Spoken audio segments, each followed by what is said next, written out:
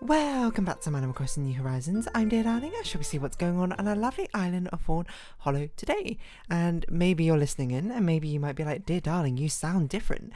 That's entirely possible. I also might sound exactly the same. I'm not really sure. But basically, I have a slightly new setup. I bought some things off Amazon. I don't know if I actually brought it up in any of the previous episodes, mainly because I was a bit too busy talking about other stuff in the previous episodes. But my mouse was basically slowly dying. Ages ago, the middle mouse click stopped working, and then sometimes the mouse clicks would get stuck, but it was very infrequent. And then yesterday, or a few days ago, I basically, every time I left click, it double clicked, almost consistently without fail. It would double click on a left click, and I was like, okay, it's time to get a new mouse. Anyway, good evening everyone. Right now in Fawnhallow, it's 11:04 p.m. on Tuesday, April 2nd, 2024. You might be like, okay, Dear Darling, I don't know what a new mouse really has to do with a new setup, and that's true. It's only sort of part of a new setup. So I got a new mouse. You might be, what mouse did you get? The one I had before was the Logitech G502. The one I have now is a Logitech, what's it called? Logitech Pro Super Light. Mainly because it was recommended, and because it's quite light, I guess is possibly good and better for carpal tunnel, all that sort of thing, and it makes it easier to move about. But also a major thing about it is the fact that it's like an ambidextrous mouse. Or pseudo ambidextrous, because it doesn't have, I suppose, symmetrical buttons on each side, but that's totally fine. And you might be like, why do you want a symmetrical mouse? So the honest answer is because I use my mouse left-handed most of the time. I only use it right-handed when I need to, when I'm playing games and stuff. It's something I sort of developed after I was like, oh, I don't want to develop carpal tunnel on my right hand, and I use my right hand for basically everything like writing and stuff. What tasks can I basically assign to my left hand? And the two major ones, which are easy to do, is one is brushing your teeth, two is using a mouse. Using a mouse was certainly a bit harder to learn, but I'm very much used to it now. I've been doing it for well over a year. The biggest problem I had with my previous mouse, though, it was very much a mouse made for the right-handed grip. What I mean by that is it had grooves along the side, curved towards the right, like a bean, just to fit the right hand perfectly, which meant that every time I do it with the left hand, it felt really weird and difficult. So I was whatever. So there were two things I wanted in a mouse. One is I wanted it to be wireless, because I've had sometimes using a wireless mouse, and I was like, whoa, a wireless mouse is actually pretty useful, it turns out, especially because nowadays they've basically the same as a wired mouse in terms of responsiveness. I guess it's sort of maybe it's also compounded by the fact that me trying out a wireless earbuds was whoa, hold on, wireless earbuds are actually really cool. I like having earbuds, don't get me wrong, and the latency between earbuds wired is the best, especially because I play rhythm games, music games most of the time. The wireless delay is unusable, essentially, for wireless earbuds. But the convenience factor for actually using it to listen to music, go about your day, is basically unparalleled. I wonder if I should also, I might pause for a second just to check my audio sounds okay like this. Hold on. Seems to sound good to me, so hopefully that's fine. I also don't have a pop filter anymore on my mic because it was just so unwieldy to use. But anyway, yeah, so I wanted to oh, are you alright, Katrina? Katrina, I felt like I very much interrupted you for a moment there. I forgot what I was saying. Oh yeah, so wireless mouse is just really convenient because the wires now sort of get in the way of things, leave wires for things which need wires, the computer screen, my audio interface, etc, and then things which can be wireless. My keyboard's not wireless, actually, my keyboard's wired, but my keyboard also doesn't move much, so it's fine. But my mouse moves all the time, and since I switch hands using the mouse relatively frequently, having it be wireless is very convenient. Same with the charging dock, I suppose, I have on my phone as well. Instead of having a plug-in wire thing, I started using a wireless, charging station, charging pad. And it is amazing. I'm not going to say it's very much a luxury, you don't need it, but it's actually genuinely very convenient, I think, to have these wireless things for things which move around a lot. Phone moves around all the time. mouse moves around all the time. Earbuds also move around a lot. At least the wires can get quite annoying because your phone moves around a lot, if anything. But other things don't really. So that is one major thing I got. Another major thing I got is I got a new mic stand because I'm not sure if you remember me talking about it. Like, I think it happened during a couple of episodes. My mic stand literally just fell apart. Like, I was just recording and just my mic fell off because the stand, like, a screw got loose. Like, one of the nuts and bolts got particularly loose and the springs were, like, not holding its shape anymore. And I was just like, this is, like, really annoying. I should get a new mic stand. So to be fair, when I first bought that mic stand, it was a random, like, £10, £15 one I bought off Amazon. The thing that really annoyed me about it is because it had, like, external springs. Anytime I'd accidentally, like, bump into it or move, like, a wire too close to it, you hear it go bring, and it would, like, resonate through the entire microphone. And I was like, that is genuinely really quite annoying. And it matters more now, but I suppose I'm recording videos and stuff much more often. So I was like, okay, now is the time that, like, I'm slowly upgrading my stuff because, you know, I've shown that I use a mic all the time. I bought, like, a really good microphone at AT2020 ages ago because I was like, I might start using it, like, actually properly, and now I'm actually recording videos. That seems to be, like, a worthy investment, that and the audio interface, and theoretically if I ever start doing more music things, then yes. But now it's just like, okay, now I need the rest of the setup of stuff which is not as important, like, immediately. Like, it's probably better to get a good microphone than to get a good mic stand.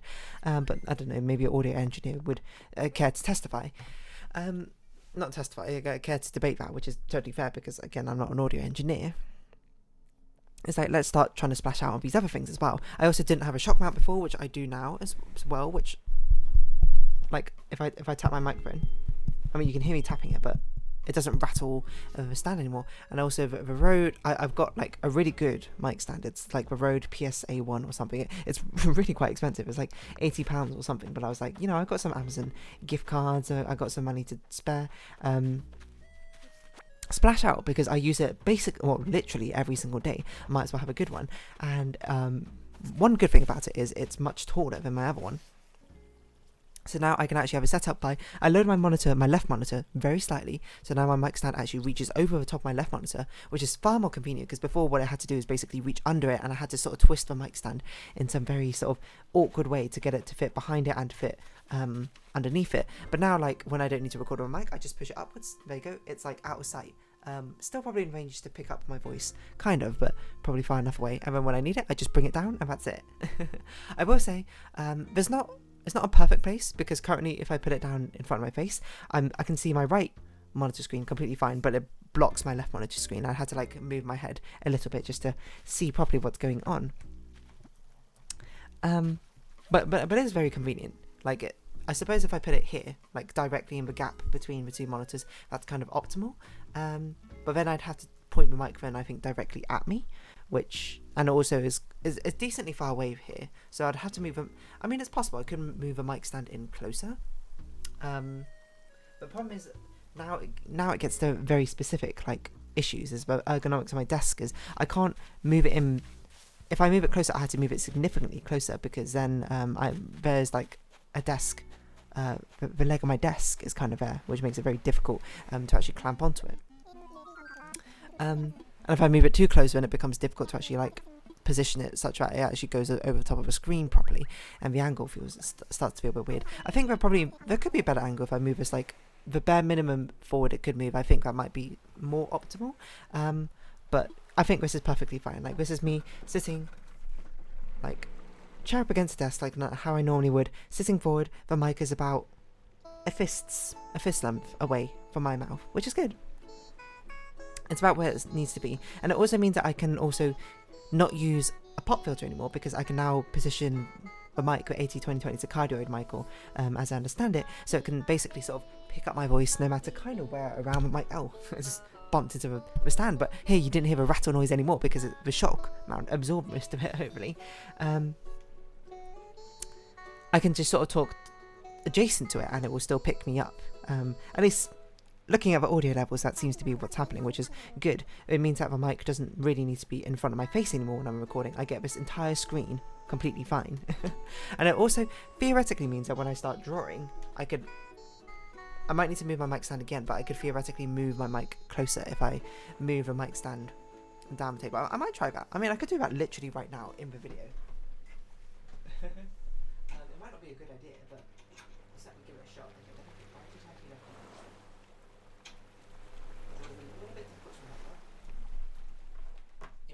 because it's not really the time to be doing so, but I'm going to pick up my microphone just so I can pick up and scoot along the stand. I'm scooting it backwards right now, which is not what I wanted, but okay, if I scoot it along to here, I think that's basically the most forward I can do reasonably. And if I test it out, yeah, I think that's probably okay. Like the most forward I can bring it is about here, but otherwise I can record like in this position, and I think it's fine. Might be able to move a bit more forward actually as well.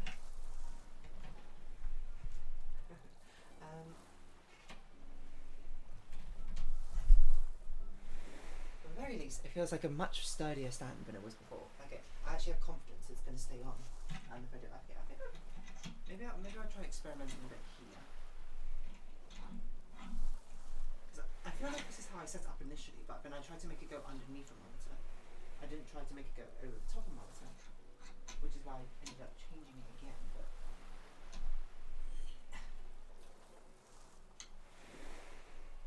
is that solidly in place? It very much feels like it's solidly in place. Like, one of the best things about it, I think, is the fact that the mic stand base feels so solid. It does not feel like it's going to come off. So yeah, now I can technically move it a bit more forward. So if I'm drawing over here, I can have it work, and then if I'm not, I can just move the mic backwards a little bit. And it also still works as well, hopefully. It might be a little bit before I get the audio balance completely right, but it's like amazing how much like space is freed up as well, because now it's also completely freed up the left side of my desk, which before was taken over entirely by the mic stand. I guess the next upgrade I need to get is probably like a good desk chair, and then maybe like a better desk. Like this desk is pretty good. It just means, but one of the major annoyances I have with it is its shape makes it like, I feel like I'd prefer just like a completely, sorry, I just like put into the microphone, a completely sort of like rectangular desk, because my desk right now is kind of like L shape, but it's not quite an L shape. It's like a curved L shape, which makes it very awkward, I think, to sit at properly and set things up. And also it's got like this sort of, the reinforcement bars along the side means that my monitor arm, which holds my drawing tablet, can't clamp on to the sides or the back of the desk. I mean, it could, but I would have to get like a very large wooden block, I think, for it. So I've currently clamped it onto the front of the desk, which is a little bit inconvenient, I would say, personally, but it's not the worst. It's not a deal breaker. But maybe like if I get a new desk and I get everything set up, I'm like, whoa, I can't believe I used to ever have it such that my drawing tablet was behind my monitor arm, kind of, and I had to bring it around whenever I needed to use it. Maybe, I don't know. But little steps, you know, you got to have little improvements at a time, so then you can actually appreciate them. Like I'm just going crazy about the fact that I have a wireless, not only do I have a wireless mouse right now, which means I can switch hands easily, like playing a game, use my right hand, just browsing the internet, switch back to the left hand, and it feels ergonomic both ways. But that's like, I didn't realise how important it was for me to have the mouse like be holdable, I think, in both left hand and right hand, like normally.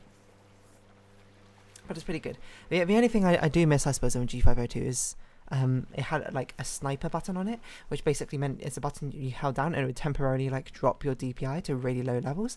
And I used that like basically all the time when playing Rainbow Six Siege, but I don't really play Rainbow Six Siege anymore, so I guess it's not nearly that important. Oh, it shouldn't be that important to me anymore. And look, I can move my microphone now and it's not noisy. You can't hear me move it. Like, this is me moving it back and forth. Maybe you can hear it, but certainly not loud enough that you hear like a spring going bring or anything like that. Sorry, I'm just gushing about this new setup stuff. Yeah, I don't know, ambidextrous mouse. It's just ended up being a lot more important to me than I might have realised. And I certainly don't want to diminish the fact that having it be wireless is also significantly useful as well. How did I ever live before? That's probably what I'd ask myself. Also, this mouse is white, which is, you know, I'm slowly having myself, well, that's not how you speak. I'm slowly converting, I suppose, my technological equipment to white rather than black. Okay, coconuts, hit rocks, get wood. See, that's very doable. To white plastics rather than black plastic sort of things. Not everything can. Like I haven't seen any sort of like white monitors, and certainly I've never seen a white drawing tablet. So I don't think that's gonna happen at any point. And all the cables are definitely black. But like my keyboard and mouse, they're both white. at this point. And that's it. Like I guess my charging dock, my phone is as well. Got a white phone. Again, I've got a case on it, so you can't really tell all that well, but still. I got a white water bottle. Previously, my water bottle was like a pink one. It was a pink and grey one. But then I don't know why I went for white for this one. I think it was probably one of the cheaper ones. And also at the same time, I was like, I'd probably want one which feels like, no matter the situation, it will like fit in. You know? Well, I certainly do like my bright colours. You got to think about the aesthetics of what you're wearing and what, you know, the palettes, your clothing and that sort of thing. And white just kind of goes with everything, along with blacks and, you know, and greys. Why? Because, I mean, it's a neutral colour. It's not like it particularly synergises that well with, I mean, it does synergise, I think, pretty well with some colours, but it's not like it's not going to be defining, I suppose, a palette, more so than it is just going to be a fantastic accompaniment. Yeah, I don't know.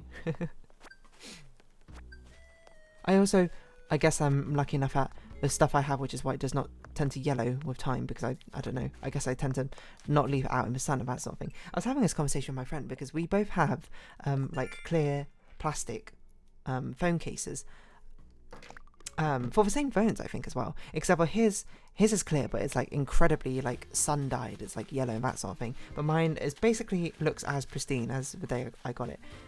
It is like still completely clear, which I don't know if maybe we got different brands, which might be very possible. I don't know what brand he uses. I use Ringeki because I bought like a Ringeki case once and I was just like, this is amazing, and I've just basically used this brand ever since. At least I think this is Ringeki. I would have thought it would, yeah, and it's, well, I don't actually know if you're meant to say Ringeki or if it's Rinka. Just in my head, I've always called it Ringeki. Anyway, I don't know, like a microphone boom arm. Like I didn't think it would be as cool as it is.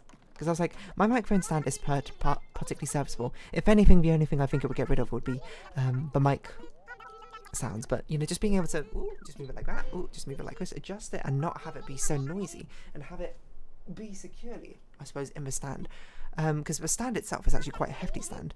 The one before was basically like the same as any sort of desk lamp stand, but this one has got like a solid weighted pyramid on. It's got like anti-friction things, you can actually tighten it, it properly fits on my desk and that sort of thing. I have full confidence it's not going to fall, and it's just so much easier to just be like, oh, need to put my mic away, pop it up, need to bring it back, just put it down. I feel like a true YouTuber, a true podcaster, a true live streamer. Oh wait, audio, I meant to give you a present I forgot from Lily. I don't know why I said that so weirdly. I was going to say Lydia, but that's Paradise Killer right now. Lydia Daybreak. Oh, I need to record like an Okami video today, don't I? I actually completely forgot about that. I probably should have recorded stuff earlier. I was kind of busy though. What is going on?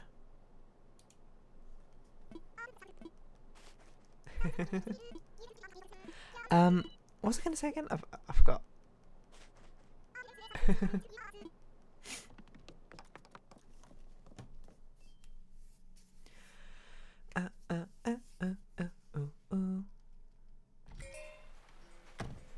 Actually, I actually just genuinely forgot what I was going to say, to be honest.